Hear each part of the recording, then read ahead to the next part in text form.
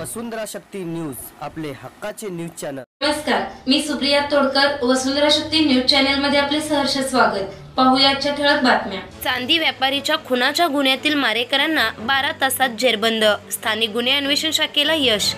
सोमवार 22 सप्टेंबर 2024 रोजी गोकुळ शिरगाव पोलीस ठाण्याच्या हद्दीमध्ये वास्तव्यास असलेल्या चांदी व्यापारी ब्रह्मनाथ सुकुमार हालुंडे वय 29 राहणार पंचतारांकित MIDC गोकुळ शिरगाव कोल्हापूर येथे त्यांच्या राहत्या घरी सायंकाळी अज्ञात इस्मांनी धारदार शस्त्राने त्यांच्या छातीवर व पोटावर गंभीर वार करून खून करून त्यांच्याकडील चांदी चोरून नेल्याबाबत गोकुळ शिरगाव पोलीस ठाणे येथे गुन्हा दाखल झालेला होता।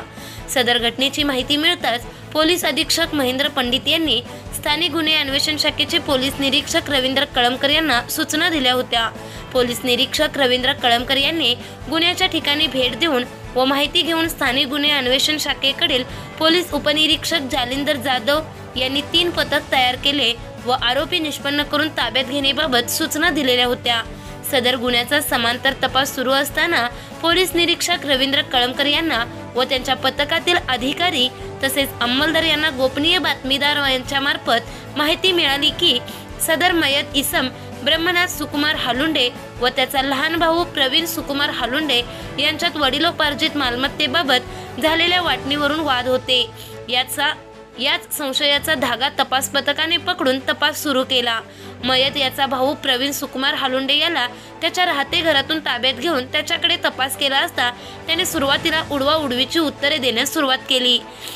पथकाने कौशल्यपूर्वक त्याच्याकडे तपास केला असता त्याने गुन्हा केल्याची कबुली दिली।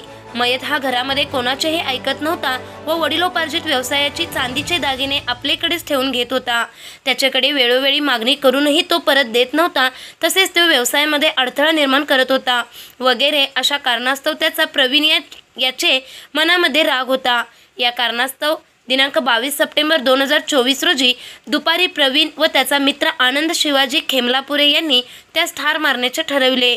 मयत ब्रह्मनाथ हालुंडे हा घरी एकटाच चांदीचे काम करत असल्याची माहिती घेऊन आरोपी व त्याचा मित्र आनंद खेमलापुरे असे त्याच्या घरी गेले।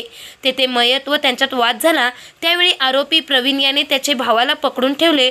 त्याचवेळी प्रवीण याचा मित्र आनंद खेमलापुरे याने त्याच्याकडील हत्याराने मयत याच्या छातीवर व पोटावर वार केले व त्यांनी मयताच्या घरामध्ये असलेली सर्व चांदी घेऊन गेले अशी माहिती सांगितली। दुसरा आरोपी हा कोठे आहे याची तांत्रिक पद्धतीने माहिती घेतली असता तो रायबाग राज्य कर्नाटक येथे असल्याचे समजून आल्याने तेथे तात्काळ पथक पाठवून त्यासही ताब्यात घेतले। त्यांच्याकडून चोरी केलेले सर्व चांदी हस्तगत केले। पुढील तपास गोकुळ शिरगाव पोलीस करीत आहेत। वसुंधरा शक्ती न्यूज YouTube चॅनेलला सबस्क्राइब करा आणि परिसरातील ताज्या घडामोडी सर्वात आधी बघण्यासाठी बेल आयकॉनला क्लिक करा।